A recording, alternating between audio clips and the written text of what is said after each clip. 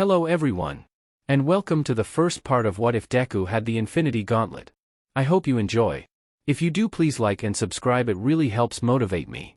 I did not write the story. The writer is Lord Wolf. Please support them.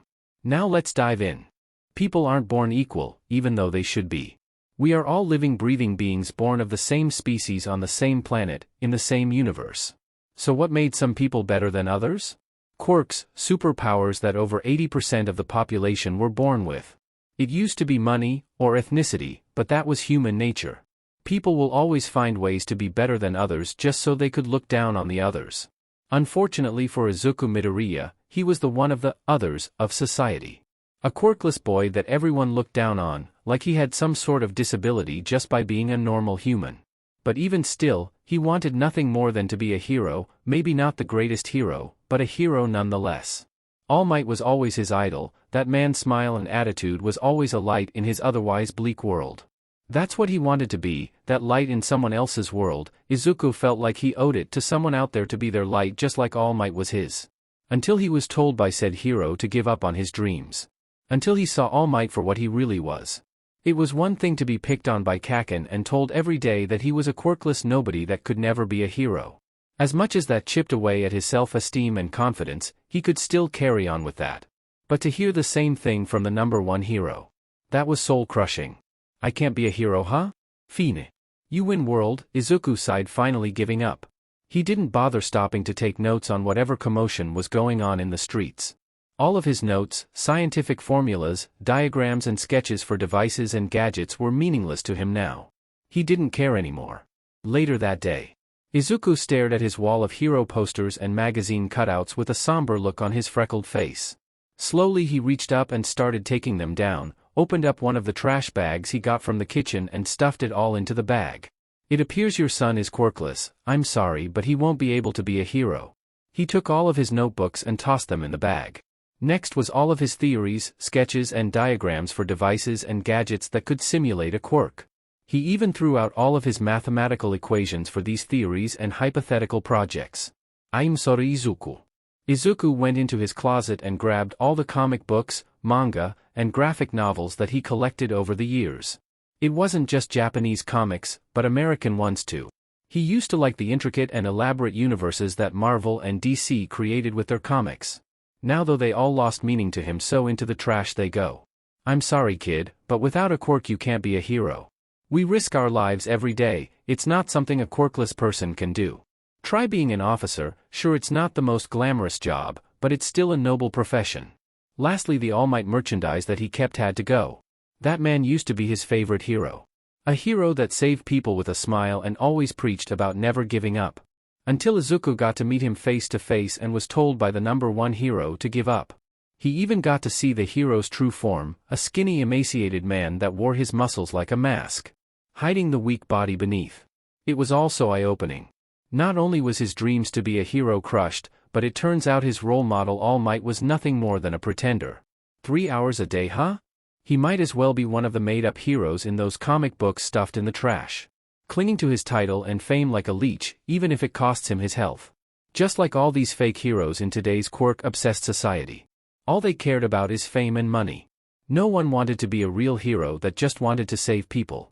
Kaken was the perfect example, always boasting about being the greatest and richest hero ever, but the way he bullied Izuku, you would think he'd be more suited for a life of villainy. Though that was human nature, wasn't it? Nobody did anything for free, everyone wanted something, and these frauds dressed in colored costumes were no different. Where were the real heroes? The ones like in his comics, the ones that these moronic fakers pretended to be. Irritation and disgust began to fill Izuku's thoughts as he glared at his now barren room. If I had a quirk I wouldn't be like them. That thought caused the green-haired boy to deflate when he realized there really was nothing he could do about it. What could a weak quirkless boy like him do to change society? To change the world? According to the doctor, Kaken and All Might, nothing. People really aren't born equal, he sighed again sadly with tears building up. He always knew that he could never be a hero, but he just wanted to hear one person say he could do it. That's all, just one voice in the cacophony of screams that said he couldn't do anything, to say that they believed that a quirkless boy could do something great. That alone would have been enough to ease all the pain and heartache. Walking back to the closet, he checked to make sure everything got thrown away. There his eyes spotted one lone comic book sitting on the top shelf. Reaching up he grabbed it and brought it to his face to look at the cover. He smiled lightly to himself as he remembered this one fondly. A story where the villain technically wins, but the bad guy's motives, while horrific, were done for what he believed to be a noble cause. Balancing the universe, making everything as it should be. Flipping through it he paused on a very epic drawing of the purple-skinned villain holding up his gauntlet-covered hand about to snap his fingers with it. His green eyes lingered on the stone-covered gauntlet while his mind ran a mile a minute. Izuku suddenly felt an idea pop into his head. For some reason this particular comic reminded him of an interesting article he read a while back. Placing the novel on his desk he went over to the trash bag and dug through for some of his notebooks. Finding the correct one, the freckle-faced boy flipped it open to his notes along with the print out of the scientific discussion. Apparently a scientist in Germany figured out a liquid serum that once ingested or injected directly into the bloodstream could give that person a quirk for a limited time. Just a few seconds, according to a highlighted sentence. The serum was based from the concentrated DNA of quirked individuals and was unfortunately abandoned due to the dead end the research team ran into. This led Izuku to wonder. The serum, called Project Prometheus, was considered a failure due to the fact that the time limitations could never be expanded upon. Looking at his notes on the formulas that were published in the article, he had to wonder if they were looking in the wrong direction. If a quirk could be concentrated into liquid form, could it be concentrated into a solid form? For example, a small stone that could be fitted to a device that would allow the wielder to use a quirk that the stone was derived from. Izuku pulled out some blank papers and started drawing up some equations. He may not have had a quirk, but he still excelled in math and science. In fact, if it wasn't for his foolish dream to go to U.A, he would have graduated middle school a year ago. Having a genius-level intellect was the only solace the universe gave him, after robbing him of the gift of having a quirk. Too bad such a powerful mind wasn't even considered as remarkable in a world where quirks outshine everything. The next morning. Yes, this is it, Izuku wanted to laugh in triumph. This is it, he spent all night working on this equation and he finally cracked it. A way to extract the essence of a quirk from someone's DNA and concentrate it into a crystallized stone form. His formula was based off of Project Prometheus, except his would work, in theory at least. He was so close though, just a few lines of math could turn a quirkless person into the most powerful being on the planet. All he needed was some sort of object to attach the stones to once they were made. But what kind of device should he make? Looking at the comic that inspired him, he decided that he might as well go with that. The Infinity Gauntlet. Izuku smiled thinking about the future hero society he will make with this device. No more frauds and pretend heroes like All Might. Everything will be as it should be. Perfectly balanced. With only those he deemed real heroes allowed. His dream to be a hero was dead, but his new dream, he vowed, would come to fruition. However, there was just one problem. Where am I going to get the money to make it? Alright, is everybody ready? Izuku asked with great enthusiasm. The group of criminals looked at him like he was crazy. They were about to rob a bank, not go to an amusement park. This kid was not at all what they expected. Word had been spreading through the underground of an individual with a certain skill set. Villains have been hiring him to analyze the weaknesses of certain heroes and provide strategic planning for various crimes they wanted commit. He was apparently some kind of genius that worked for the highest bidder. No one knew his real name, but he went by an alias called Apotheosis.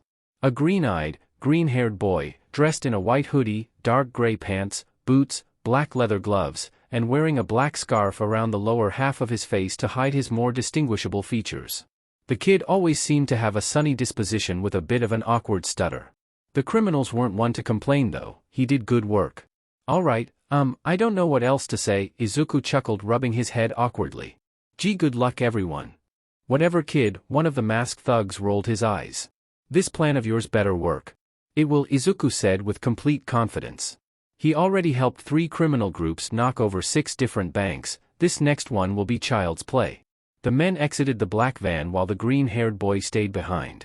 He sat on a small office chair and on his lap was a portable computer, which he paid for from one of his previous gigs. From the screen he received live footage of the inside of the bank. Izuku had hacked into the security systems and ran a virus that he created called the Phantom Program. Basically, it took over the footage in all the cameras, looped whatever recording he wanted and blocked the current feed. So in other words, the thugs that hired him were completely invisible as they broke into the closed bank. The silent alarm was also deactivated. "This is going very well," he mumbled into his headset while he watched them break open the vault. One of them had a magnetic quirk that allowed them to manipulate the tumblers and locks in the doors to open anything. Very handy for a bank robbery. 30 minutes later they had all the money bagged and ready to be taken to the van. Izuku took a sip of his coffee. He timed everything perfectly, down to the last detail. Even this next part. "Stop right there." The thugs froze when they heard a voice shout from the open entrance of the bank. "Damn it. A hero." One of them growled. Standing out in the darkness was a relatively new hero, by at least 2 years, called Flare. A hero with a quirk that covered his hands in fire and allowed him to throw balls of flame that were small but fast. "As I planned," Izuku said through the headset. "You knew he would show up?" The third criminal yelled into the mic. Of course, Izuku had planned exactly for this. He knew that this area was a sort of nexus point where heroes frequently patrol. He analyzed their patrol patterns and picked this night specifically, so that this particular hero would be here rather than any of the others. "You little brat." Another thug shouted through the mic. They pointed their guns at Flare just as the hero was about to launch some fireballs at them. "Fire detected in the vicinity of the bank," Izuku said smoothly while pushing a button on his keyboard. The fire sprinklers suddenly activated, dousing the entire building in water and causing the hero's fire to fizzle out. With his abilities completely neutralized, one of the accomplices used his low-level speed quirk to run up and knock Flare upside the head with his gun, rendering him unconscious. "I thought you guys would have a bit more faith in me. You can trust that I wouldn't set you up," Izuku chuckled. Of all the heroes that could have been patrolling the area, Flare would have been the easiest to neutralize, by simply setting off the sprinkler system. Like he said, he planned this perfectly. "Can you lock Flare in the vault please and gather up the bags? We have less than." Izuku examined his watch. 10 minutes before the firefighters arrive. "Damn. I really underestimated this kid," the man with the magnetic quirk said, sounding impressed. The others too were equally impressed. Apotheosis really was a genius to plan a heist like this. "A job well done everyone," Izuku smiled. A job well done, he was happy. With his cut he would have enough to start getting his many projects going. The next morning. Izuku yawned as he finished counting his money.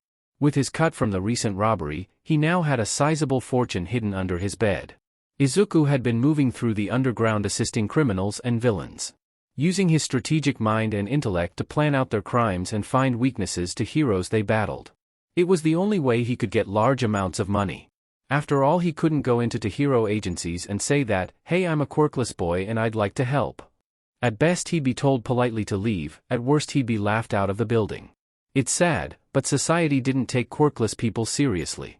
He wore a scarf over his face and went by an alias, to hide his identity. He also covered his tracks well, so nothing could ever be traced back to him.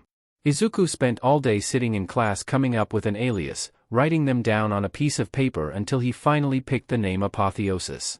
It meant the highest point of development, or someone's ascent into divine status. He liked those meanings, so that became his name. That, and it had a nice ring to it. Ever since his dream to be a hero died and his new dream to create a better hero society that didn't look down on the weak was born, he had begun working on blueprints for the key to accomplishing this.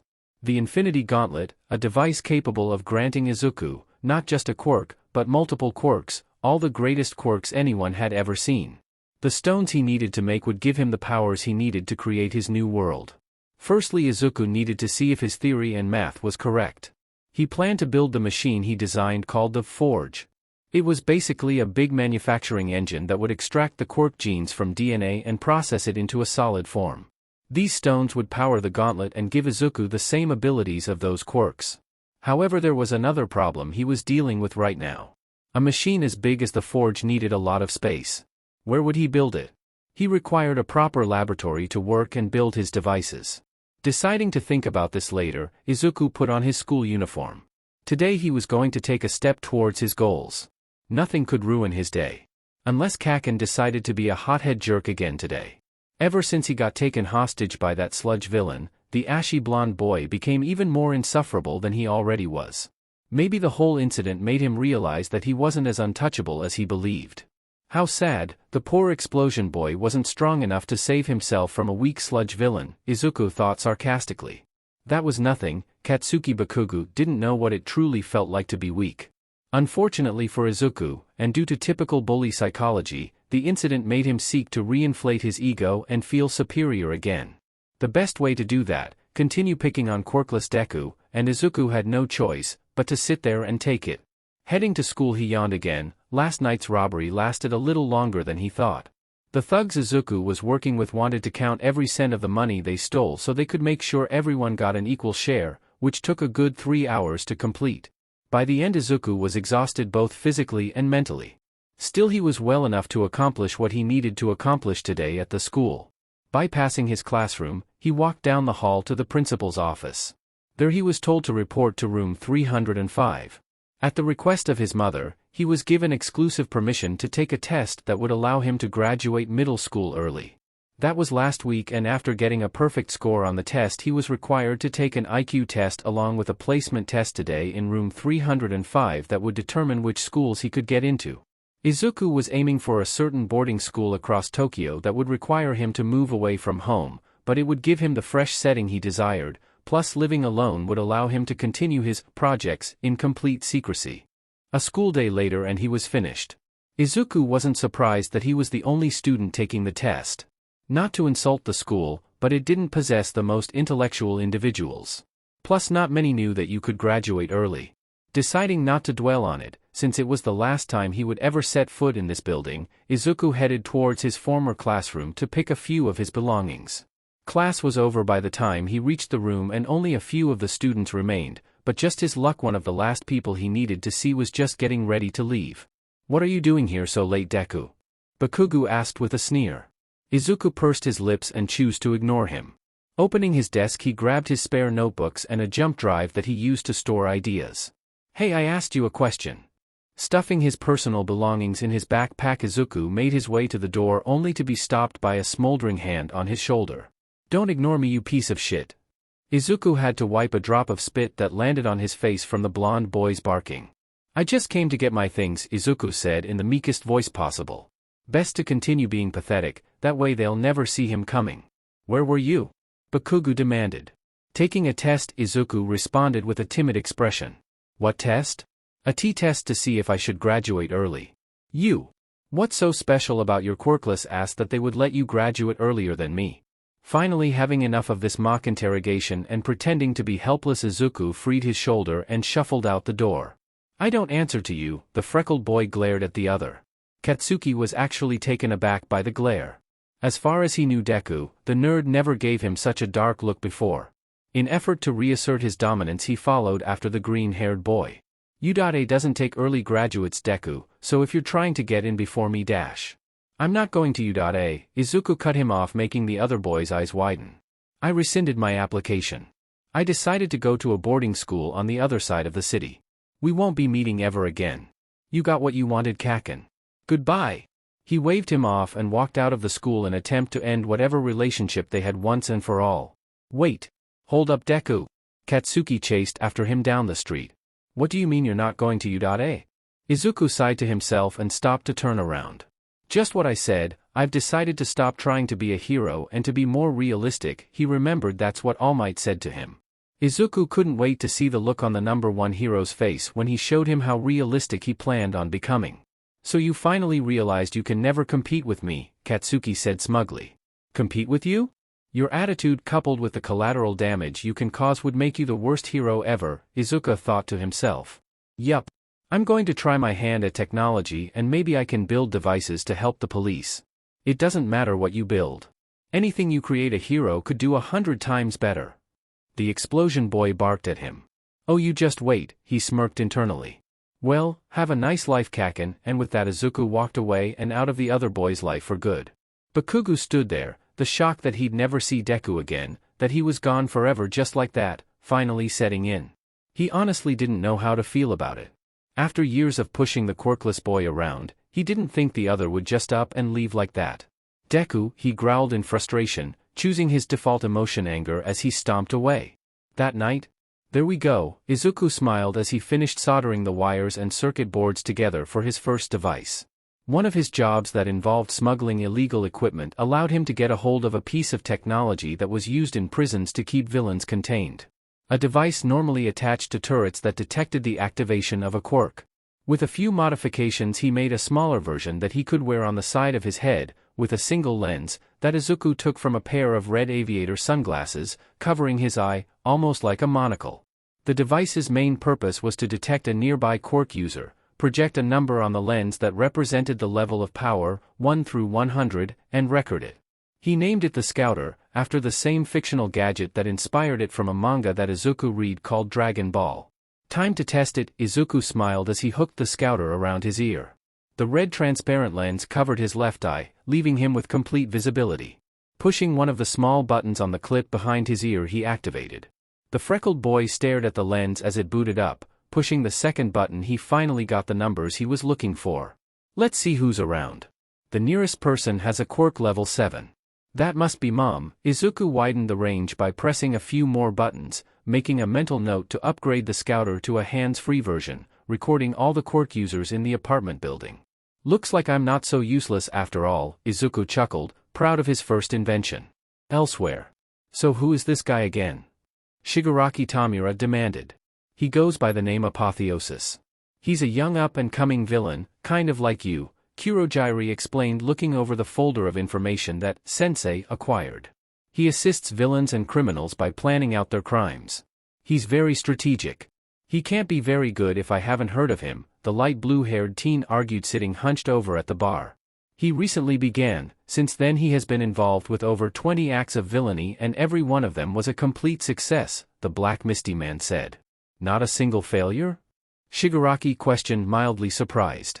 10 robberies, 6 assaults on heroes, transportation of illegal weapons and technology, and various other crimes that have not been made public yet. Kurogyri sounded impressed. He's just what this league needs, a voice on the monitor screen behind them said, gaining their immediate attention. A true strategist will help us achieve our goals. Find him, Kurogyri, the mystery man ordered. All right then, let's send him an invitation. Kurogyri warped away to meet a few contacts that could put him in touch with Apotheosis. Scan, Izuku said, testing out the new voice commands for his second Scouter. Nothing happened and he sighed. Alright, version 2 will have to still rely on buttons. The move to his new dormitory wouldn't happen for another few months. Mom was a little sad to know that he would move out so soon, but he assured her that this is what he wanted and promised to visit on weekends. She kept asking him if he was okay with giving up his dream to be a hero. Izuku would smile and say that just because he'd given up being a hero didn't mean he was leaving that world forever. He didn't tell her his plan to reform the hero society and create real heroes. She didn't need to know that much. I'll work on this later. Izuku hooked the Scouter on his head and got his disguise out of the closet. Putting on his white hooded jacket, gray combat pants and boots he headed towards the door. Lastly he wrapped his black scarf around his mouth to hide his appearance. Mom had long since fallen asleep, making it easy for him to slip out unnoticed. Walking down the street, Izuku made sure to set his Scouter to a radius of 20 feet to make sure nobody snuck up on him before he got to that place. Catching a train he made his across the city. The place he was headed to was located downtown in a rather seedy area. It was basically an abandoned underground parking garage where low-level villains met and hung out. This was where Izuku picked up work and joined with groups to plan out their various crimes. This time he wasn't looking for a job, but rather he'd ask around for a location where one could set up a secret lair. One of these lowlifes had to know something useful. Getting off the train he walked the rest of the way to the garage, keeping a calm, confident stride that was all for show. Passing by the thugs in the street still made him nervous despite his appearance. Any one of these criminals could beat a quirkless boy like him. Izuku knew he couldn't fight any of them, that's why he relied solely on his reputation as a strategist. Some second-tier villains and low-level crime bosses liked him and gave the boy some manner of protection that extended to certain circles. His strategic mind and intelligence had value after all, and nobody wanted to mess with such an asset. Reaching the underground garage, Izuku went around back to the metal-plated door and knocked 3 times. The eye panel opened for a moment. The thug behind it took one look at him and quickly opened the door for him to step inside. Izuku smiled underneath his scarf. 6 months, and already his reputation preceded him, such to the point that he didn't needed a password or an escort to get in. Walking around the garage, Izuku spotted a few groups and gangs that he worked with before. He made sure to say hello, keeping a friendly disposition that always lowered everyone's guards, and inquired about any rundown buildings he could purchase. No such luck apparently. Everyone he asked either didn't know of any place or the places they did know didn't suit his needs. After spending 3 hours at the garage, Izuku decided to try elsewhere. It was outside where he approached with an interesting offer. "Hey kid!" A voice called in the darkness of the alley outside of the garage. "Hiding in the shadows?" "How cliché," Izuku retorted. Pulling out his flashlight, he shinned at the dark and spotted the source of the voice. A gray-haired, middle-aged man, smoking a cigarette, and a smile on his face that showed he was missing one of his front teeth. "Okay, you found me." The man, still smiling, put his hands up and walked out so he was more visible. "Can I help you, sir?" Izuku asked, keeping things pleasant. His scouter was already locked onto him and would alert him to the activation of a quirk. "I've been following your work and I must say I'm a big fan." "Apotheosis," the man said. "Hee hee. I guess I'm more popular than I thought." Izuku chuckled, scratching his cheek through his scarf. "You're just a beginner villain though. How would you like to go pro?" he questioned. While the idea sounded appealing, it also sounded too good to be true. "Who are you?" Getting serious, Izuku kept a wary eye on him. "My name is Jiren, and I'm here on behalf of the League of Villains," the now named Jiren introduced. "They'd like to invite you for a little meet and greet." "League of Villains?" Izuku was intrigued. He didn't even know there was such a group. He normally dealt with small gangs of villains that were just trying to make a profit and didn't care for notoriety, but this league sounded like they were actively trying to make a name for themselves. Interesting. His scouter detected someone exactly 10 feet behind him. "I take it the guy behind me is here to make sure accept the invitation, whether I like it or not," Izuku said without turning around. Jiren was surprised the boy knew. "I'm merely here to make sure you get to our hideout safely, should you choose to accept," the newcomer said. Izuku turned around to see a man dressed like a butler with sort of metal collar around what he assumed was a neck. The man's entire body was made up of or perhaps covered in a thick black mist. A quirk level of 40, not to be trifled with, Izuku thought after reading the info his scouter gave him after it scanned the mist. "I assume you're the leader." "No, the leader would send an underling, am I right?" "That's right. Will you be coming?" The misty man created what looked like a portal from the very substance that he was composed of. You know what? I think I'll see what this League of Villains is all about," Izuku accidentally said his thoughts aloud.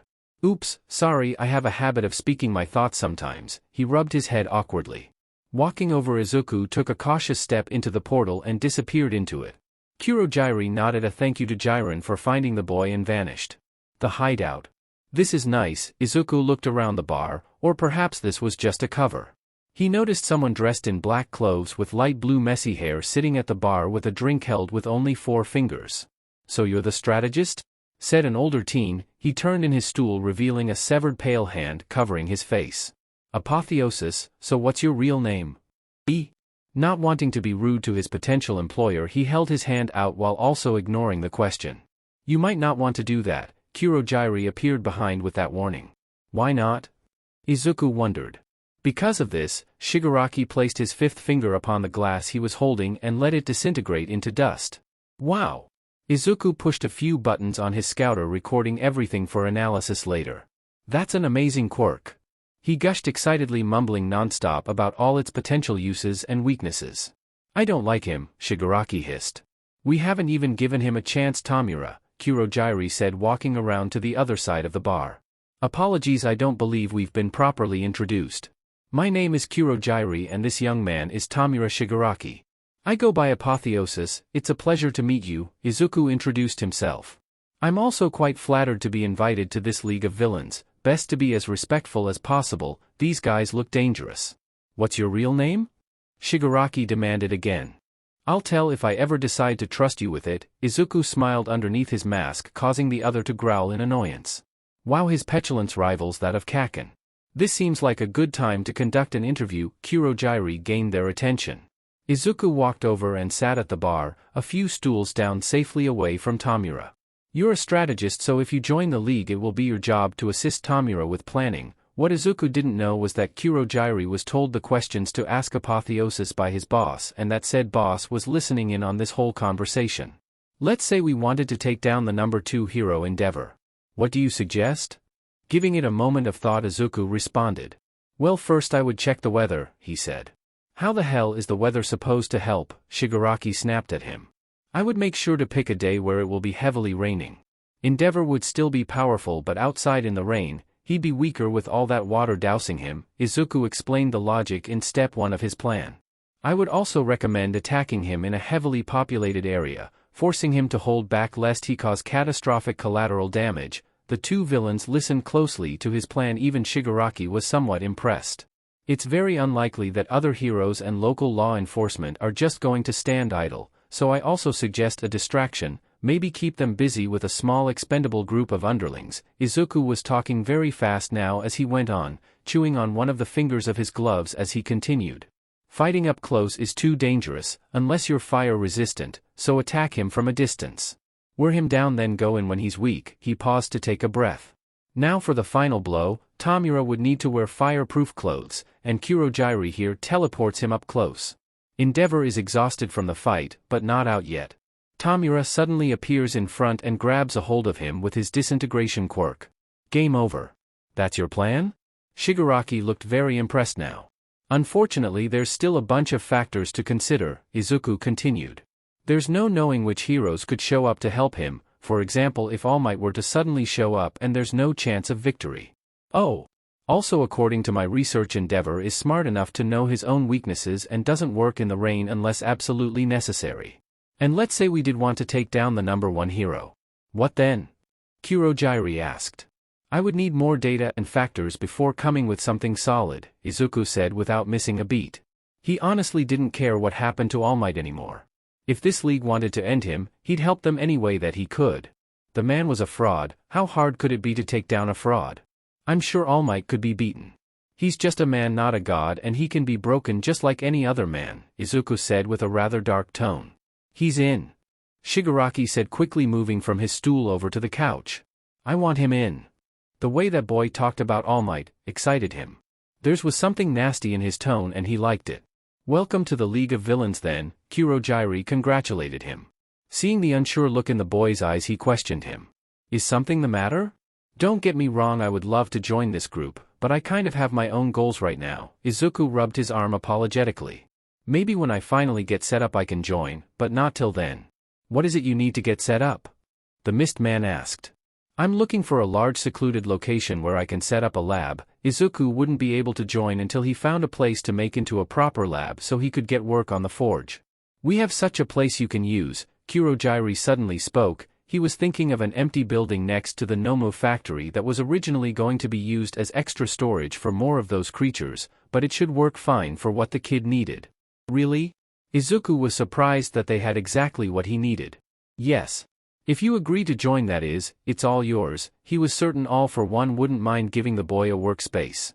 Seeing how well this turned out, Izuku wondered if he should explain a little more about his situation. There's also one more thing. Izuku sighed, hoping this wasn't a mistake to reveal too much about himself to what were essentially major villains. I'm going to high school soon, so is there a way that we can work out a schedule, perhaps even transportation? You're a villain, what do you need school for? Shigaraki snarled at him from his position on the couch.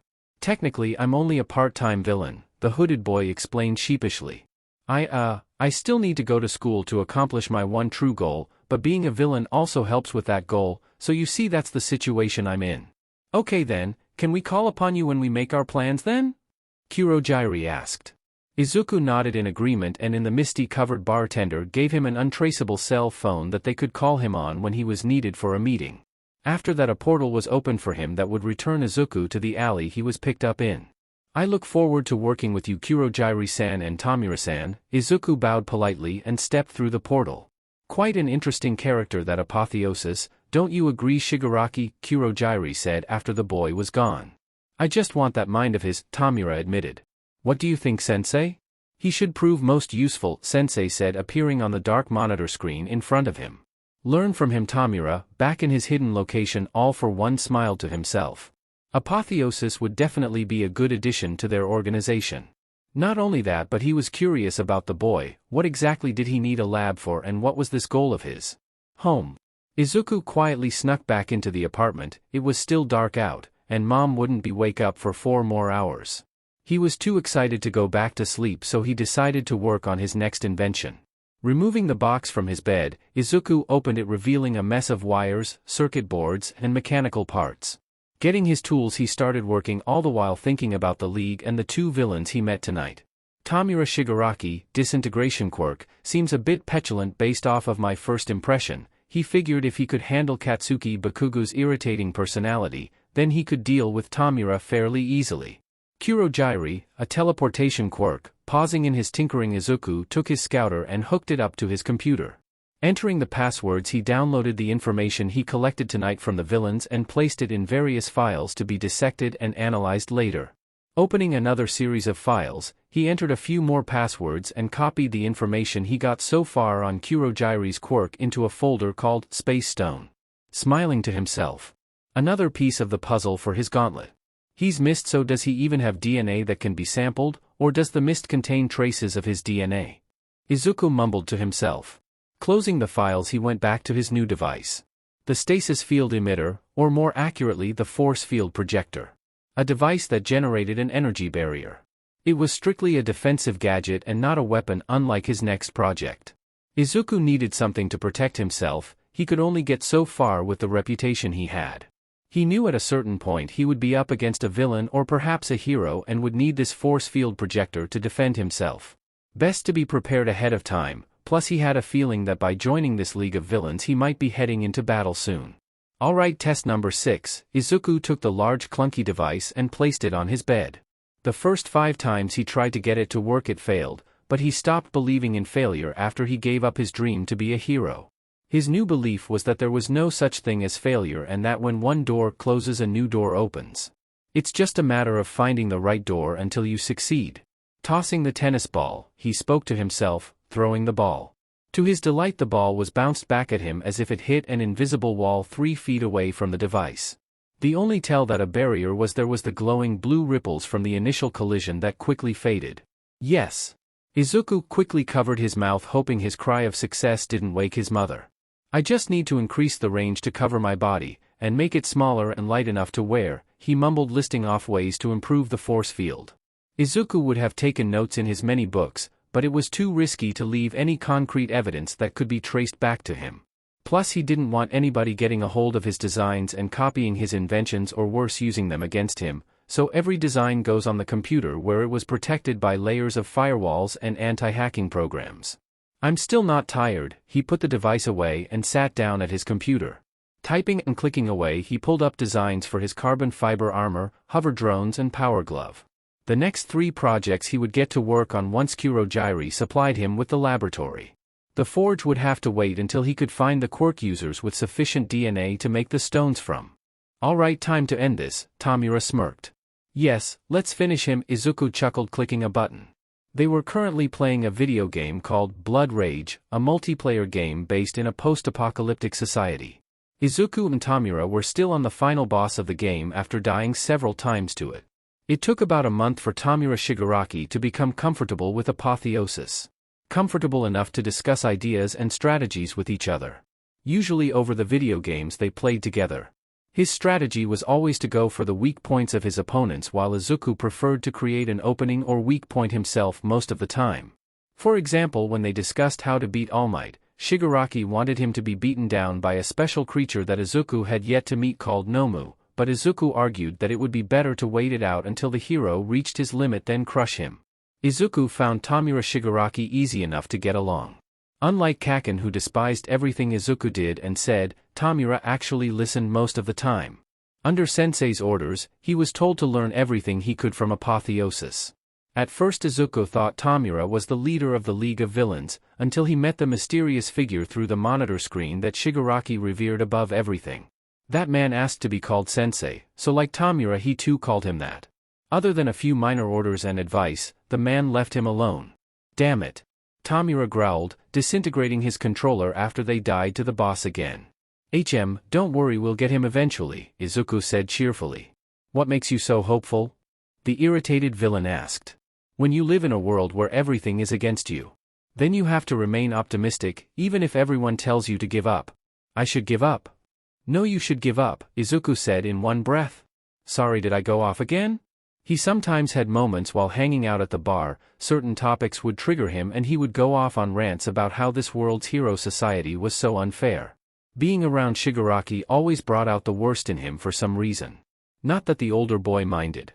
I need to get back to work and you need another controller. Izuku stood up and walked over to bar. Kurogiri-san, could you please send me to the lab? The villain bartender nodded his mist-covered head and opened a portal for by Tamura. He waved as he walked through the portal. What is he always working on there? Shigaraki asked with genuine curiosity. I don't know myself, Kurogiri said while cleaning an empty glass. The times I've been there I couldn't make sense of what I was seeing. Apotheosis likes to work on multiple projects at once. The lab. Taking off his white hoodie, Izuku placed over a chair and walked over to computer.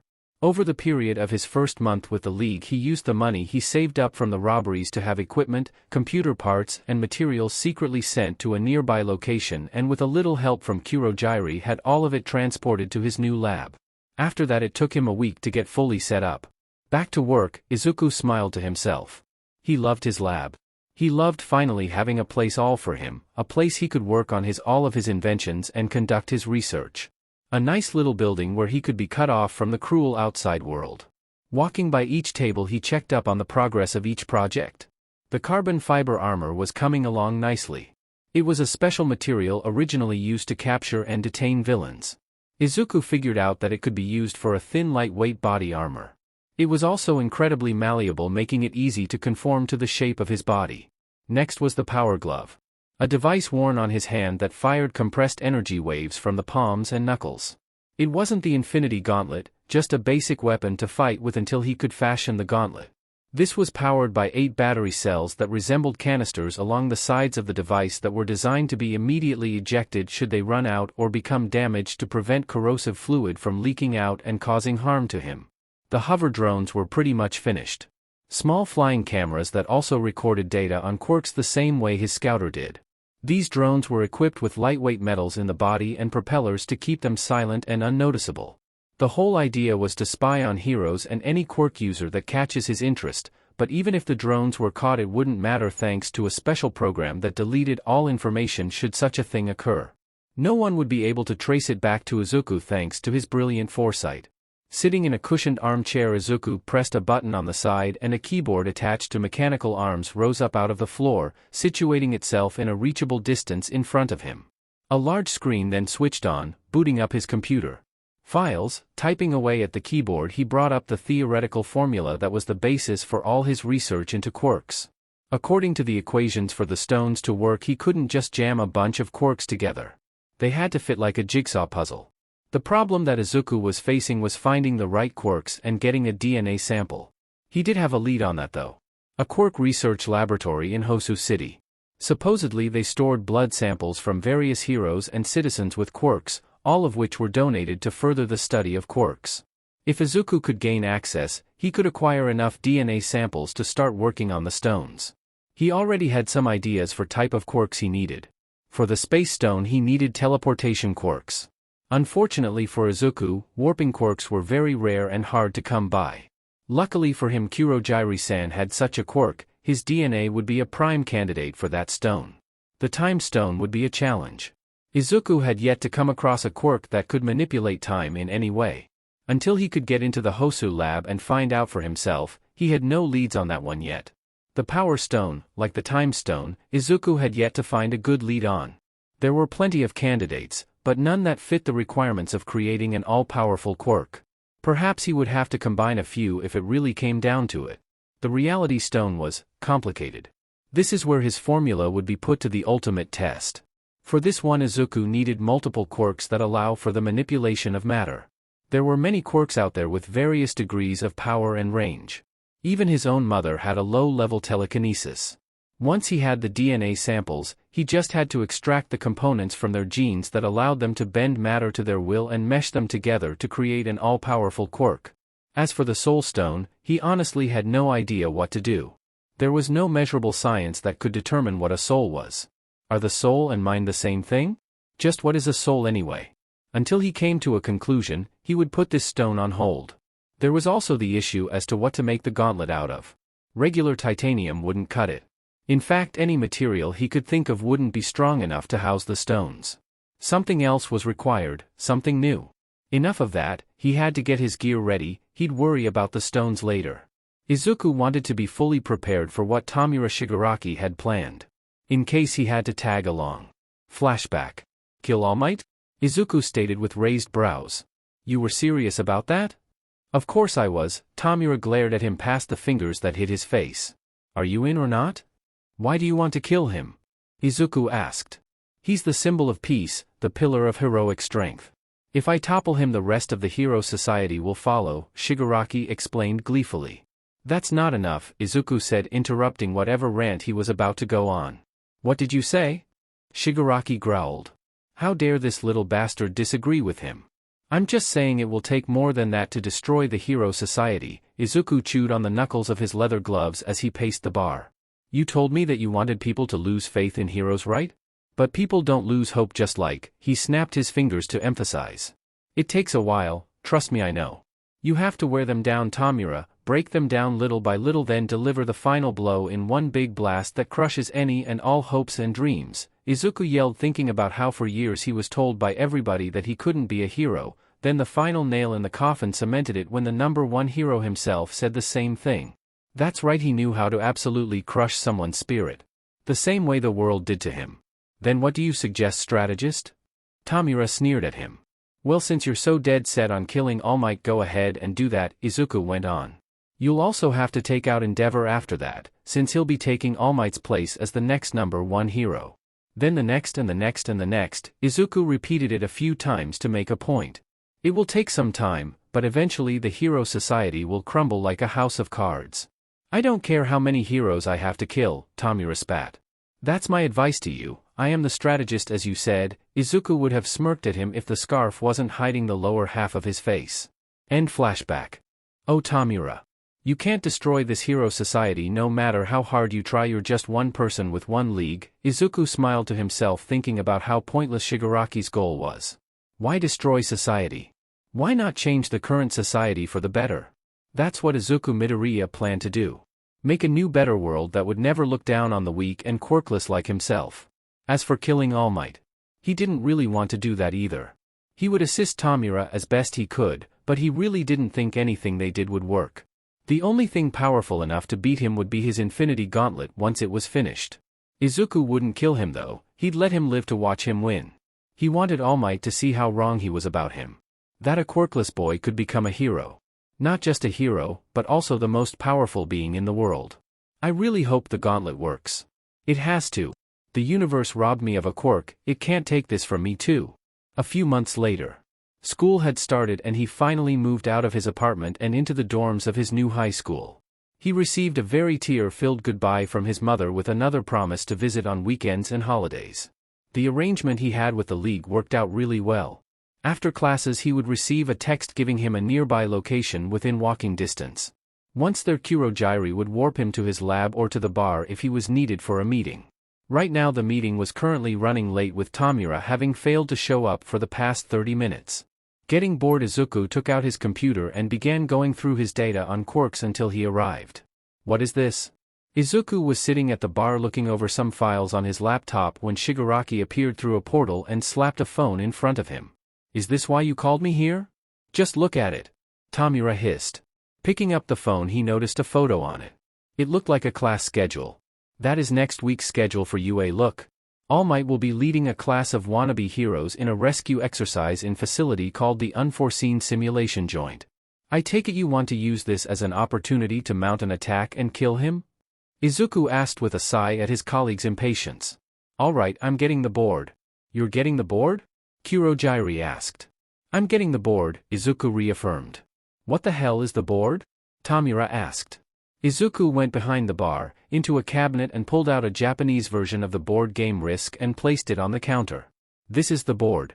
Sensei asked me to explain things in a simpler way to you, so this is as simple as I can get. He asked Kurogyari to draw a map on a large sheet of paper of the USJ facility based off the info that Shigaraki photographed.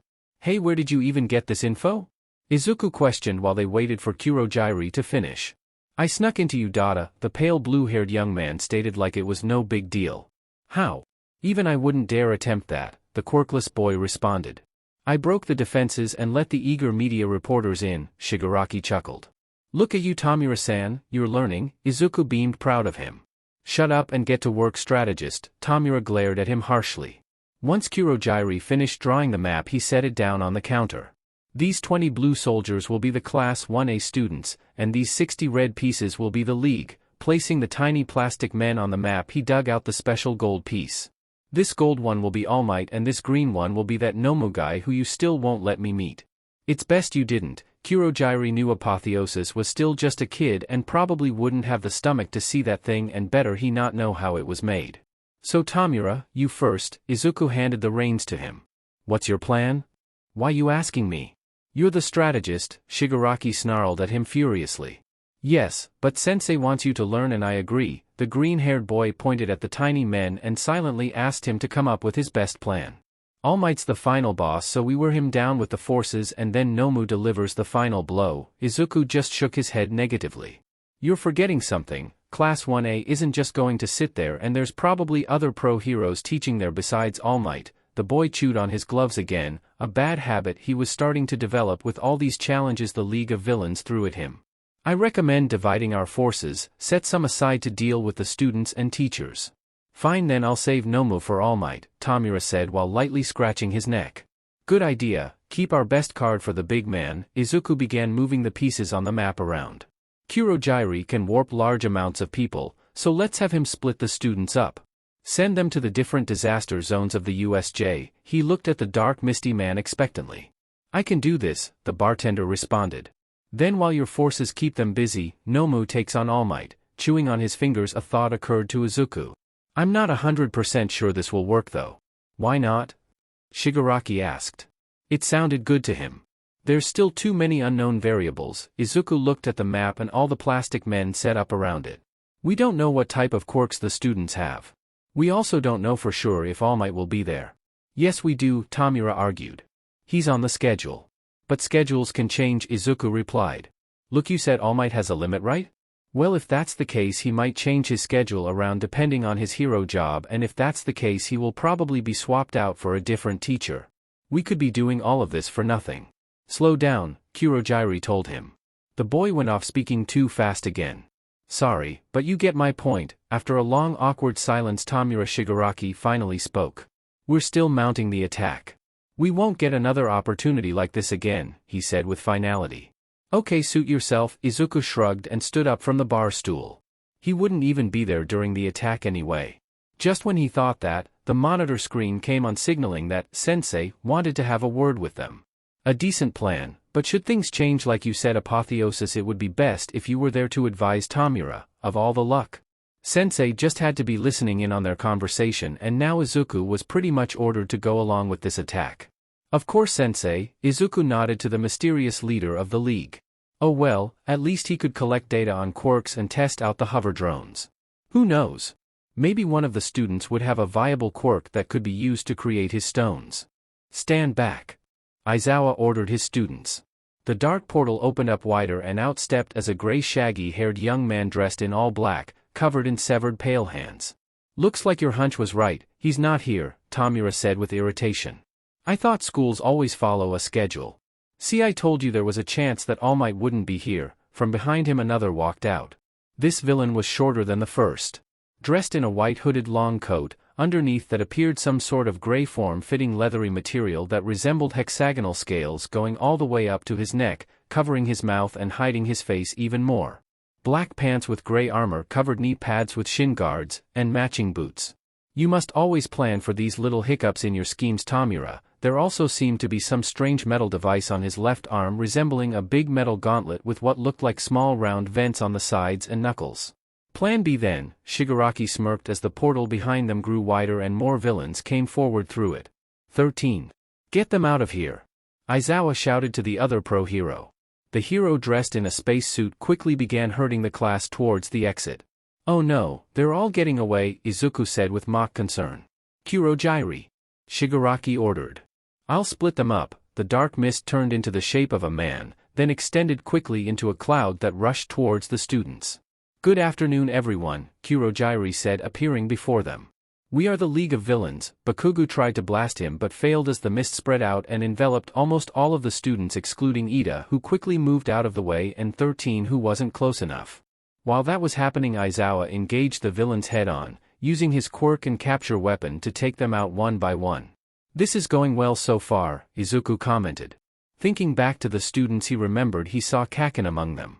Of course he got into the hero class, with his unfairly amazing quirk. Did you not do psychological profiles on potential students? Did anybody on the staff take a peek at his middle school record? Because if they looked into any of that, Izuku knew that they would kick him to the curb. Or was his oh-so-powerful quirk too appealing to let him go into another hero academy? This quirk-biased system was one of the many things he vowed to change when he took control. People like Katsuki Bakugo will never be allowed to be heroes in his world. I wonder, seeing as Tamura was busy watching Eraserhead fight and not listening to him, he decided to go off on his own and see if Katsuki's amazing quirk could be defeated by his technology. Kurogiri-san? Could you warp me somewhere? If he could prove that then quirks weren't as special as everybody thinks. Shouldn't you stick around to advise Shigaraki? That is your job, isn't it? The dark misty bartender said. All Might isn't here yet, so he doesn't need me, Izuku said calmly until a dark look came over him. I just wanted to say hi to an old friend. Very well. Ruin Zone. These guys are weak. Katsuki Bakugo smirked as he knocked another villain out with a well-placed explosion. Yeah. Not very manly to attack a bunch of students in broad daylight. Eijiro Kirishima said while punching another villain's lights out. That was the last of this wave so far, giving them time to make a plan or regroup with the others. Oh, I agree entirely, a voice said coming from the shadows.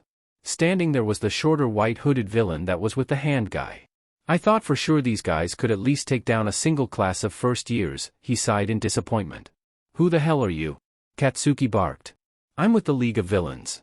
I'm the strategist, my name is Apotheosis, Izuku introduced himself with a friendly wave. Nice to meet you. He didn't have to worry about Kaken recognizing his voice, the device in his mask deepened it a bit. And why should I care? Bakugo sneered at him. Normally I wouldn't get involved as I'm just here to advise Tamura, but I kind of want to test something. The honest truth is that Izuku wanted payback against Bakugo. The whole testing out some of his new devices against him to prove his quirk wasn't that great was just a bonus. I heard you Katsuki Bakugo got the highest score on the entrance exam. I wanted to see for myself how strong you really are. Wish granted. Bakugo came charging at him, fist raised to deal out an explosion point blank on the villain. Izuku smirked underneath his mask and pressed a button on his belt, activating his portable force field. The blast was repelled, having hit the invisible barrier, creating a blue ripple effect over it. Not bad, 30% strength was enough, pressing a few buttons on his scouter to record all the data. I'm not done yet. Bakugo came at him with both hands. Once again the barrier held no matter how many blasts he gave it. Is that it? Izuku chuckled, seeing his force field stop Kaken in his tracks. If only he had this years ago, that would have been nice. You fucking bastard. Dude, calm down. Kirishima stopped him with a hand on the shoulder. He's trying to rile you. Something slammed into the redhead's chest resembling a thick blue beam, cutting him off. The blast sent him straight through the wall and some distance outside. Sorry, but you don't interest me at the moment, Izuku apologized, lowering his power glove. What was that? Bakugo wondered. He assumed this villain had some sort of barrier quirk, but that beam of energy came from the device on his left arm. Where were we? The disguised Izuku asked. Oh yeah. This. He made a fist with his glove and waved it in a wide arc. The vents on the knuckles spread a large crescent of plasma-like energy that tore up the walls of the building. With quick reflexes, Katsuki ducked underneath it and fired a blast in response. Izuku was violently knocked back by the explosion, off his feet and onto the floor. Ow! His fireproof cloak and carbon fiber armor protected him, but it still hurt when he landed on his back and got the air knocked out of him. How do you like that, scum? Katsuki charged him again. Izuku activated the shield in a panic, cranking it up to 50%. Once again the explosions were safely repelled. You're as rough as ever, the villain whispered to himself. Firing more energy from his power glove, he made sure to watch carefully for any more tricky maneuvers. As soon as he spotted one, he moved into attack. This Bakugo leaped over the beam using his explosions to propel himself up and towards the villain, who grinned gleefully at his former bully's predictability. Got you. Izuku smirked underneath his mask, activating the shield, this time widening the range with a simple dial on his belt. Katsuki was caught by the force field, not expecting it to increase in circumference, and sent hurtling back. Damn it, the blonde boy groaned as he hit the floor. It felt like he went chest first into a wall. As soon as he looked up he was blasted by the other's energy beam and sent crashing through the wall just like Kirishima. A power cell was ejected from the glove, but Izuku ignored it. The power glove was designed to detach the cells when they became damaged or empty. Casually strolling down the steps of the building he headed down the hall and outside to face his former bully. Who knew revenge would feel so great? Katsuki coughed as he struggled to stand. Whatever hit him hurt worse than that force field thing. Oh my. Do you need a hand? Izuku mocked as he skipped over to him. Shut up you hooded freak. Bakugo screamed at him. Humph. Temper problems, that's going in your file, the villain chuckled pointing his glove at the boy. Bakugo leaped at him with renewed strength. Izuku narrowly avoided being hit, having dodged backwards. The hero in training didn't let up, having figured out that it took a few seconds for the barrier to activate. It was all the villain could do just to dodge. He couldn't get any distance to use his power glove and couldn't get a moment to switch on his force field. Izuku gasped in pain as he took several hits to the torso. Bakugo grabbed his wrist and used his explosions to propel himself in a half-circle and throw the villain a good distance away. As he tried to stand, the hero student followed up his attack by blasting the other in the back. He didn't stop there though. The boy continued to attack the villain over and over again using his fists and explosions. If it wasn't for his armor, then Midoriya figured he'd be a broken mess right now. Finally, after what seemed like forever, Izuku managed to see an opening. Grabbing Bakugo's right arm just as he attacked and flipping him over his body to slam him on the ground. With that he was able to buy himself some time to get a good safe distance away. I'm starting to get disappointed, Mr. Number 1. Izuku called out in effort to rile the other up, hiding the fact that he was badly bruised and in quite a bit of pain. If this is all you can do, then this school's standards have really dropped. Alright, that's it. Bakugo stood up and pointed one of his grenade gauntlets at his opponent. Oh? What's that supposed to do? Izuku mused while keeping a cautious hand on the button for his shield. Eat this. Pulling the pin out, what followed was a massive torrent of an explosion that engulfed everything in its path. In a mad panic, Izuku switched on his force field and cranked it up to 100%. When the dust settled, the surrounding ruins of the zone were nearly destroyed, but Izuku still stood there perfectly fine. What was that? The villain stuttered. He had deduced, based on what he knew about Kaken's quirk, that those gauntlets must be able to store a large quantity of his sweat to fire off an explosion of that magnitude. To think this school would let him have something like that. Was UA run by insane people? The bastard broke his shield too. The blast completely overloaded it and fried the power circuits. How are you still alive? Bakugo looked surprised that the villain was still standing. So you were trying to kill me? Not very heroic, Izuku scolded him. Reaching to his belt, he grabbed a special device he made for emergencies in case he needed to stop a hero or slow down a more powerful one. It looked like a hand-sized oval-shaped metal capsule with a small button on the top. Catch! Pressing the button, Izuku tossed it at the volatile teen and waited. As if. Bakugo tried to dodge, but for some reason the capsule went off almost immediately. An explosion of lime-green sticky foam followed, trapping the blonde and preventing him from using his quirk to escape. The more he struggled, the more stuck he became. Do you like it? Izuku asked. I call it trap foam, he chuckled as he watched Bakugo scream and squirm. Everyone always assumes a grenade or capsule will go off in 3 seconds. That's why my trap foam grenade is designed to go off in 2 seconds. It really catches you off guard, doesn't it? Damn it. Katsuki continued to try and fight his way out of the foam. Well, it's been fun. Izuku pointed his power glove at the hero trainee's face. Good night. As soon as he fired it, someone grabbed his glove and pulled it off course just in the nick of time for the attack to just graze past Bakugo. Ha! Pulling his hand away while another power cell was ejected, he turned to face the other UA student he forgot about. Attacking someone who's down. That's not cool, man. Kirishima stood protectively in front of Bakugo. Not a scratch on you, even after a full blast, Izuku said with amazement. You must have an impressive quirk. Thanks. You're pretty tough yourself for a villain, Kirishima complimented while keeping his guard up. Anyone who could keep up with Bakugo wasn't to be trifled with. Me? I'm just a strategist and an advisor, Izuku shrugged. I shouldn't even be here in the battle, but I wanted to test something on Mr. Number 1 over there. Test what? That would be telling, Izuku chastised while shaking his finger at him. I'm a villain after all, and as a villain I don't go spouting my secrets and diabolical plans to the heroes, unless of course he already had the upper hand, or a certain infinity gauntlet. But I am a nice guy, so I'll just walk away and leave you two alone. He'd already proven himself here anyway. You think I'm going to let you leave? Kirishima stood in an attack stance. As the League of Villains strategist, let me offer you some advice. Izuku pointed his power glove at him. One blast is all it would take to knock you out of the way and leave your friend open for my follow-up attack. The villain's eyes filled with mirth as he watched the red head sweat. You could dodge it, of course, but that would mean your buddy gets hit instead of you. Damn it, Kirishima glanced nervously back at the trapped Bakugo. Those are your options, attack me or let me go. Izuku turned around and walked away. It was nice meeting you, but I got to get back to Tamura-san. Once he was completely out of sight, the red head released the breath he was holding. That guy was smart, too smart, he sighed as he turned and attempted to get Bakugo out of the pile of sticky foam. Center of USJ. I'm back. Izuku made his way towards the center, stepping over the many unconscious villain pawns they brought along. He noticed the pro-hero Eraserhead was beaten into a bloody mess with a large hideous muscle-bound creature pinning him down. What I miss? He asked as he turned off his voice changer. Where the hell were you? Tamura demanded. I had to bring out Nomu early. That's Nomu? Izuku took a good look at the thing. Working in the underground for various criminals and villains let him see a lot of weird and horrifying things. That Nomu with its large black body, beak face, and exposed brain was definitely going on his top 10. Answer the question, strategist. Whoa!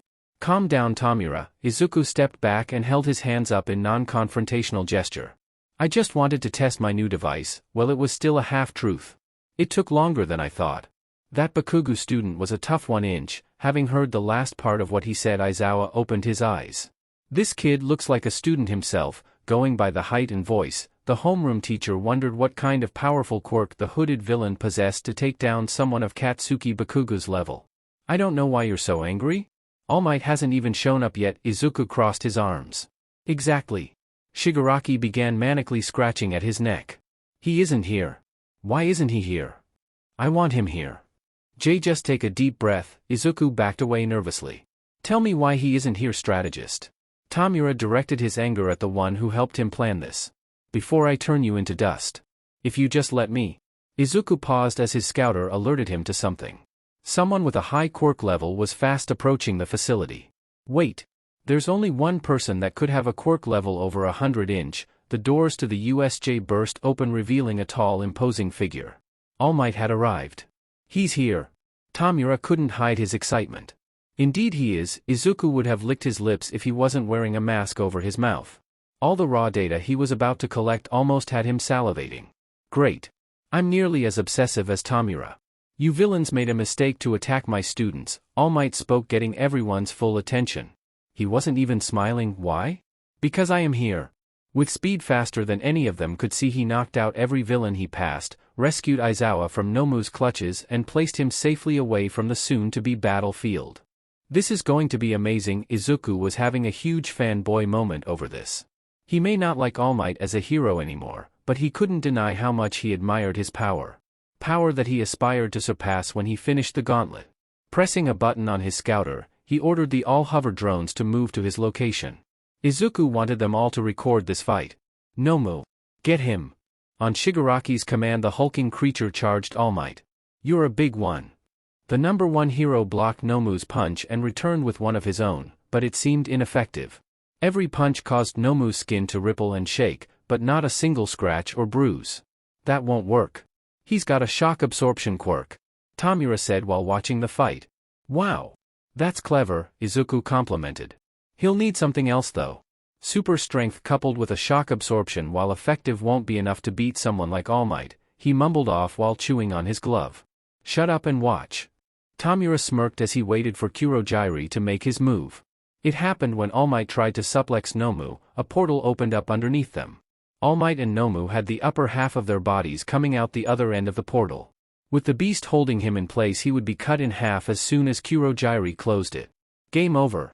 Shigaraki was overjoyed over the death All Might that he was about to witness. Or he would have if an explosion didn't knock Kurojairi away, disrupting his concentration, followed by a trail of ice coming in to freeze Nomu's arm and leg.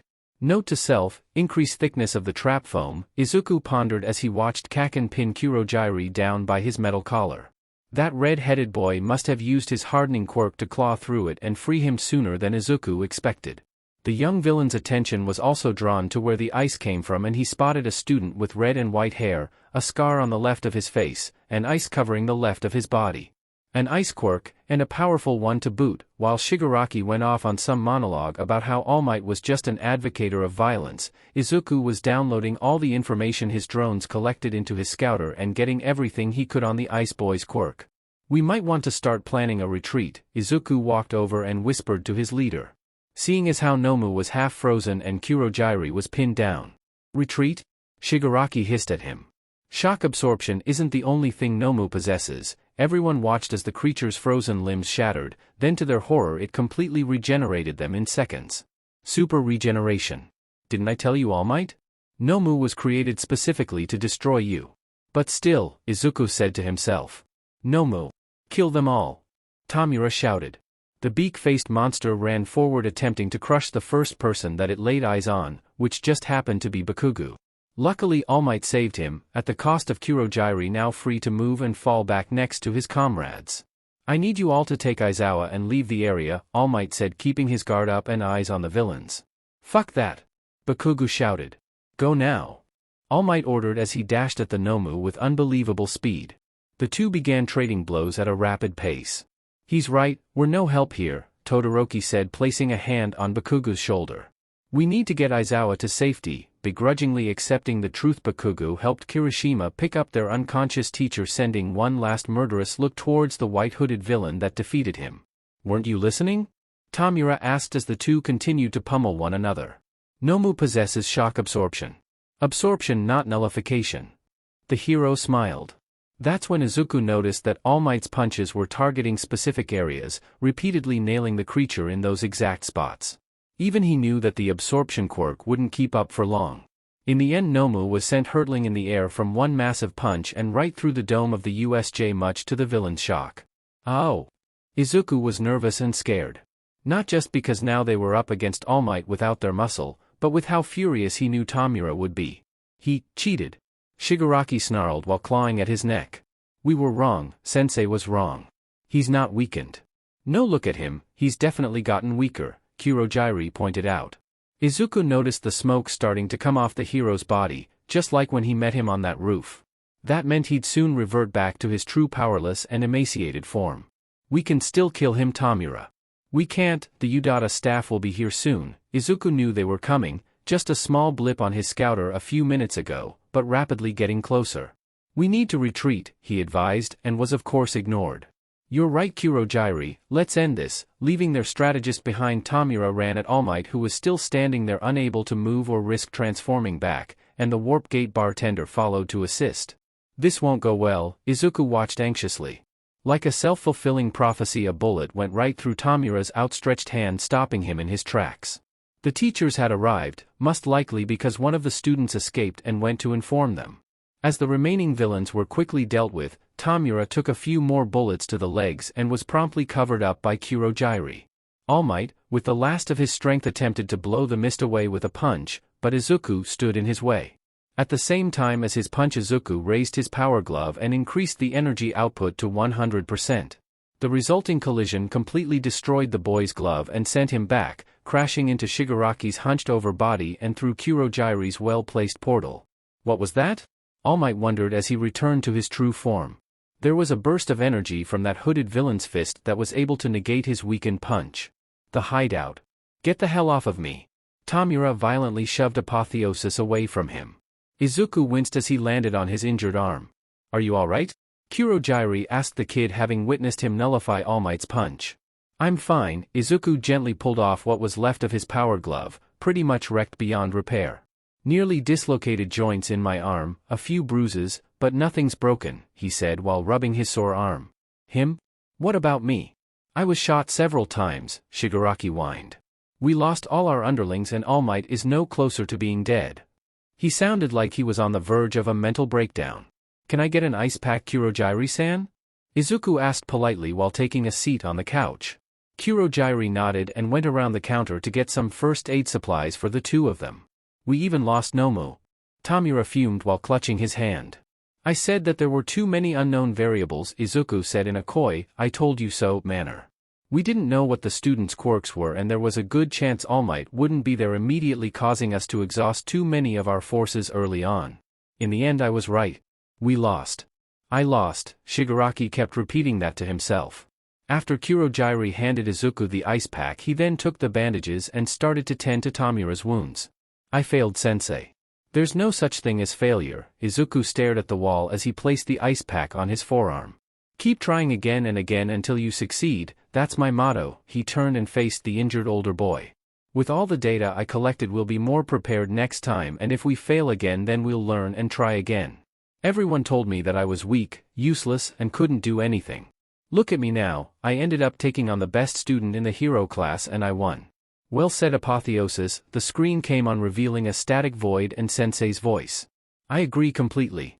Tamura, you have to learn and keep going, sooner or later you will succeed and become a symbol of terror to all the world. Tamura shakily nodded in respect. As for you, Apotheosis, I would like to have a word with you about the data you collected and what you plan to do with it concerning the League. Oh. Alright, well, for starters I was able to compile a dash. Izuku was silenced by a light chuckle coming from the screen. No, not here. I will speak with you in person. Izuku swallowed the lump in his throat when he heard that order. Kurojirai, the bartender, opened a portal that would lead him to the mysterious leader of the League of Villains. With no choice but to obey, Izuku nervously placed the ice pack down and made his way through Warp Gate. It's nice to meet you face to face. Izuku's eyes widened when he finally got a look at Sensei in person. He wasn't sure if that face-to-face remark was a joke or not, because the man didn't have one. Just an eyeless bald man covered in scar tissue, with only a mouth to speak with. The man wore a simple suit with various tubes and wires hooked up to him from the life support machines around him. And nice to meet you to Sensei, the boy stuttered nervously. Izuku was shaking with fear. This man had an aura of raw, limitless power which made him absolutely terrifying, even with all the medical devices surrounding him. It also excited and fascinated the boy, because it was the same presence that he aspired to one day have. There's no need to fear me, child, the villain said with a calm demeanor. I have no intention of harming such a valuable asset to the League. That still didn't lighten the mood. I'm not really that valuable, sir. I'm just the strategist. Izuku rubbed the back of his head awkwardly.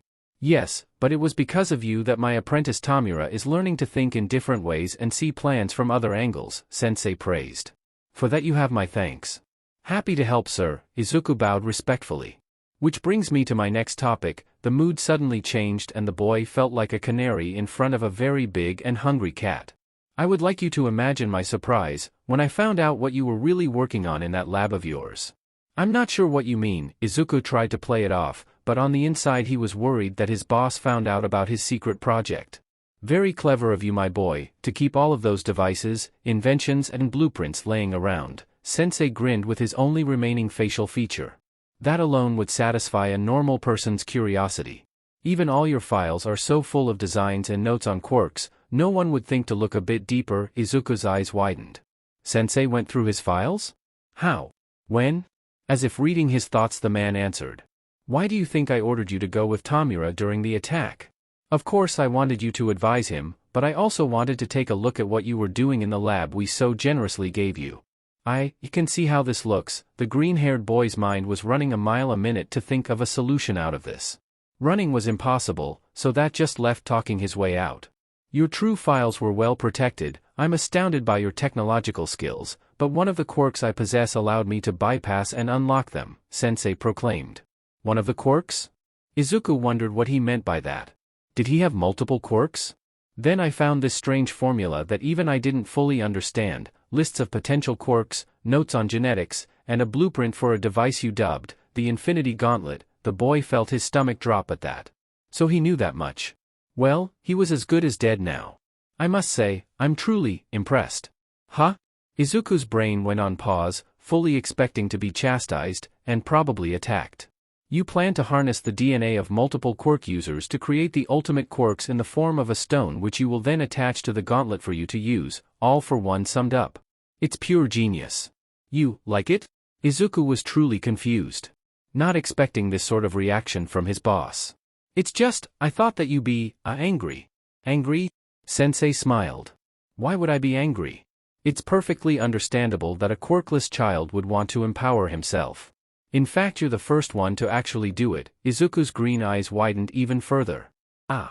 Forgive me, but I looked into you. I first investigated that academy you're going to, found a list of the first-year students, and it wasn't that hard to discern who you were. For me at least. I have no doubt that the heroes will never figure out your true identity, Izuku Midoriya. Thank you, the boy felt completely exposed. Since the man knew who he was, there was no point in wearing this disguise anymore, so Izuku dropped the hood and removed the mouth armor cover. No one would ever suspect that a quirkless boy was such a villain or what he was up to until it's far too late to stop him. All for one continued to praise him for his cleverness. It truly amazed the old villain that this boy had placed himself in the perfect position to achieve his goals right under the nose of the hero society and the villain underworld. Yeah, Izuku chuckled, rubbing the back of his now messy mossy hair. That was kind of the idea. I wanted their completely dismissal of the quirkless to be their undoing, and it will be. The boy had a dark look come over his face when he said that. He truly despised those who looked down on the quirkless. If I hadn't found Tamura, this boy would have made a great apprentice, Sensei pondered. Alas, Izuku has his own goals that he's dead set on. He doesn't even need a teacher. A completely self-operating independent student. I want you to know, Izuku Midoriya, I fully support your project, and all for one paused, digging into what he had deduced about the boy. He knew from Izuku's prior knowledge of All Might and his weakness meant that he must have met the number one hero in person alone. He also knew that this boy now had an extreme dislike of All Might. Putting all the pieces together, it seemed Izuku was a huge fan of heroes, particularly All Might himself, and when he did meet his hero, this poor quirkless boy that the world was practically against, must have asked the man if he could be a hero too. Like any hero or quirked individual would say, All Might told him no, that he couldn't without a quirk. He couldn't fully imagine the devastation Izuku must have felt, but it had to be soul-crushing. To be rejected by your idol in a long line of voices that said the same thing. And what did he do? Cry and lament his lot in life like all those born without a quirk did? No, Izuku decided to change the way things are and make something of his quirkless self by putting the only thing he had, his keen and powerful intellect, to the task. All for one was quite proud of him. He was also for once in his long life grateful to All Might, for it was his rejection that acted as the final nail in the coffin that brought Izuku's brilliant mind to the villain side. It was because of this that the scarred man decided for the first time to be both kind and cruel, by saying something this boy's probably never heard his entire life. I believe you can accomplish great things. What? Izuku asked in disbelief. Did he hear that correctly? I said I believe in you. All for one couldn't see it, but he could hear the small sounds of a choked sob. Izuku fell to his knees, gripping the front of his white coat tightly. It was a very kind-hearted thing the older man did, to give this boy back the hope that was taken away, but at the same time it was cruel that a villain of all people was the one to do it. Didn't exactly paint a better picture of the world, did it? A world where heroes reject him for being powerless but villains praise him for his brilliance. It's all backwards. You believe in me, Izuku whispered while wiping his eyes. Thank you, sir. You're welcome, Sensei smiled. Now then, I have an offer you might be interested in. Later at the lab. Once he was safely warped to his lab, he finally relaxed and let the tension he had leave his body. Sensei may have been kind enough to believe in him and make him that generous offer, but he was still a very intimidating man. The boy's guard was up during the whole conversation. All for one? He wondered about the quirk Sensei possessed. He told the boy all about his quirk and what it did. Izuku wasn't entirely sure what to do with the information that he was given. Deciding to instead put it to the side for now. Izuku sighed as he took off his carbon fiber armor. It was much easier to put on than it was to take off. Once it was all off, he walked shirtless over to the mirror. His chest sported a number of bruises he got from his fight with Bakugo. But beyond that, he noticed for the first time he wasn't as skinny as he used to be. It seemed the 11 months he spent working as a villain, running around doing jobs, had given him a fair bit of muscles. That wasn't enough though. If it wasn't for his devices, then Kaken would have beaten him. Izuku needed to be stronger than this. A stronger body would also probably be preferable for when he created the gauntlet. Who knows how artificial quirks would react to his biology? It wouldn't be that difficult to bulk up more. Changing his diet, and instead of using the lift equipment to move and set up his machines in the lab, he could do it himself. Guess I should make a training plan, Izuku commented as he walked away from the mirror. Sitting at his console, he pressed a few buttons and typed in the passwords. He noticed that the security programs were broken, which meant that Sensei did indeed access them. Good thing the man supported him, or he'd feel like his privacy was violated. Now then, let's see how Class 1A did. Izuku smirked while plugging in his scouter, which contained all the footage and data that his drones acquired from the attack on USJ. The drones were destroyed in the shockwaves of All Might's fight with Nomu, but luckily everything was transferred to the scouter. He now had video footage of every student in the hero course. Their names, physical descriptions, their quirks, and their fighting styles. Maybe one of them had a quirk that would be useful for a stone. Sensei also ordered him to make a copy of data once it was compiled for Tamura to study. Then of course there was the analysis of All Might he needed to submit to both Sensei and Tamura. This is going to be a very busy night. UA the next day. So far we have 3 villains that were leading this attack, Detective Naomasa Tsukachi explained to his friend Toshinori Yagi, otherwise known as All Might. They were both currently in the nurse's office where the hero was getting treated for his injuries in his true state from the fight at the USJ yesterday. Kurojiiri, the villain that looked to be made of black mist, he seemed to possess a warping quirk. A group of villains with someone like that at their disposal can make them quite dangerous, Toshinori said, sitting up in the bed. Then there's the leader, this Tamura Shigaraki. From what I heard from the students and the villains we captured, he was in charge of the League of Villains. The officer looked through his notes. He has a decaying quirk that lets him disintegrate whatever he touches. What about the third one? The hero asked. I was getting to that.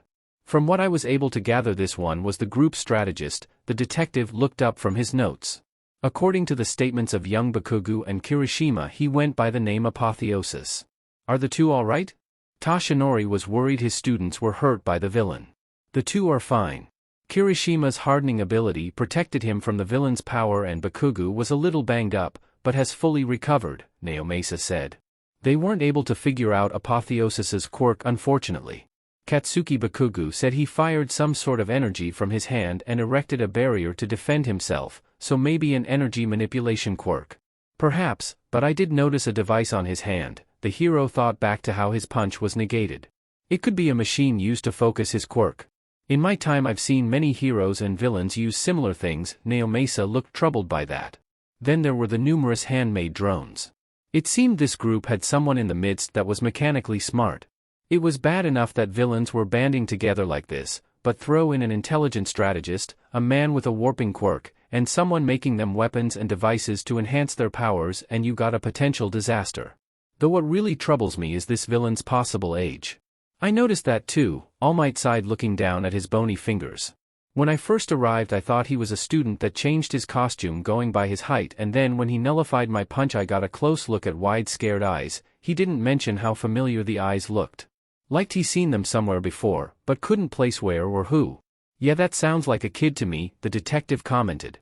How sad, a voice said, entering the recovery room. The two looked to see the principal of UA, a small white humanoid mouse or possibly bear named Nizu, had arrived. That someone so young turned to a life of villainy. Principal Nizu, the detective greeted. But what could make a boy turn to the side of evil?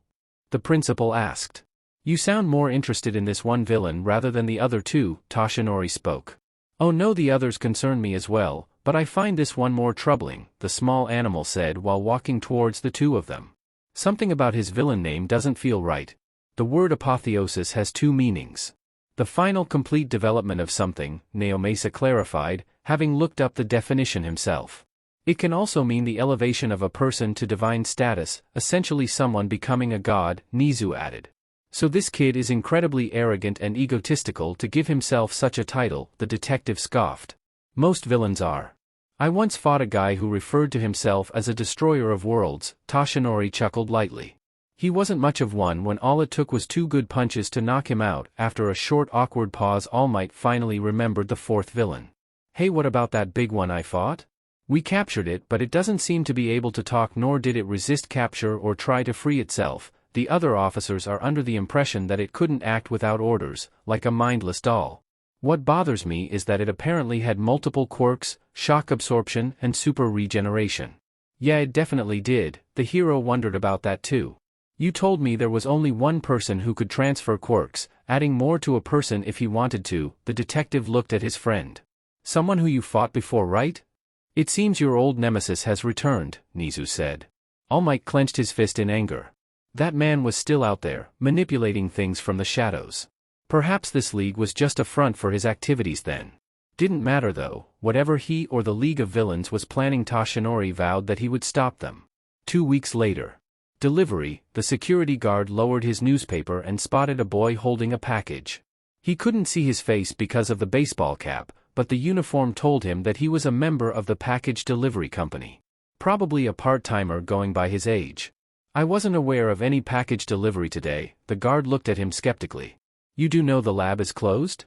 I did not. The delivery boy scratched his cheek, letting out a nervous chuckle. Heh, oops.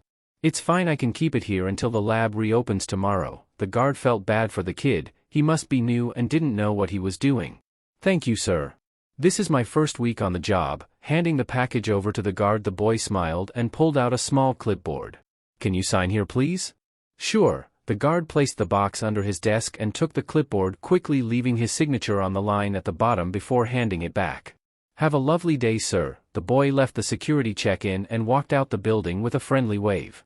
Nice kid. The security guard went back to his newspaper, resigned to the fact that the unannounced delivery to the closed lab would probably be the most interesting thing that happened today. Unknown to him, the package under his desk started to vibrate lightly. It stopped and a small metal nozzle poked out of the side, releasing some sort of gas that went unnoticed. The guard started to feel sleepy and fatigued. What? He collapsed face-fist on the desk. A few minutes later the door opened again, revealing the delivery boy, this time dressed in his new villain costume. A bodysuit of gray carbon fiber armor that fitted his lean body tightly, black armored boots, and a white hooded long coat. He was carrying what looked like a metal briefcase. This villain stuff is getting easier, Izuku commented as he looked at the unconscious guard. He didn't even check my ID. I spent a whole day making a fake 1-inch. Walking around the desk to the computer, he placed a drive into the USB port and let his phantom program initiate into the building security system. He also deactivated the metal detector gate. Let's get to work, Izuku smiled underneath his hood as he strolled into the elevator. Hosu Quirk Research Lab, a place that took donated blood from heroes and quirk users to experiment and examine in the effort of further understanding the nature of quirks. It was almost too perfect. The head of research and development had a daughter who just happened to be participating in the UA Sports Festival, and the man shut down the lab and invited all of his fellow scientists to watch the event at his extravagant home. To watch his daughter take home the victory. Prideful idiot, the man's foolish arrogance created the perfect opportunity to sneak into the lab and help himself to all the blood samples. Izuku would be able to take what he needed with nobody to stop him. There was also only a single security guard working in the building today, making the young villain's job all the easier. The elevator stopped on the 6th floor. According to the information that Jiren sold him, this is where the blood was stored. Walking down the hall until he spotted the correct room number, Izuku paid no mind to the security cameras since his phantom program rendered him invisible to them. Slipping inside, he spotted a desk with a few computers and a wall with a locked metal door with the words "Sample Storage. Keep locked." Let's begin, Izuku smirked and sat down at the computer and proceeded to hack the door. He had all the time he needed. The place would be closed during the sports festival and the guard wouldn't wake up until later tonight. When he finally cracked the system, he not only unlocked the storage vault but he accessed the list of people and quirks the samples came from. Izuku wanted to laugh with how easy this was as he printed the list out. Grabbing the papers from the machine, he made his way into the now unlocked storage. He shivered for a moment from how cold it was in here. Wow, Izuku looked around at what appeared to be a small hallway with shelves on both sides where numerous blood vials were placed. Going through the list in his hand, he went through the emitter quirks first, looking for the matter manipulation that he needed for the reality stone. The young villain chewed on his gloves as he went down the list. After finding some ones that interested him, he placed the metal case he brought on the floor and opened it, revealing a portable storage unit. Telekinesis, he went down the shelves grabbing a vial for each one and placed them in his case. Hydrokinesis, Izuku found some water manipulation quirks that would be useful. Pyrokinesis, electrical manipulation, earth manipulation, magnetic manipulation, wind manipulation, he grabbed every vial that had to do with controlling matter in any way. Izuku even grabbed vials from all the enhancer and amplifier quirks. What's this?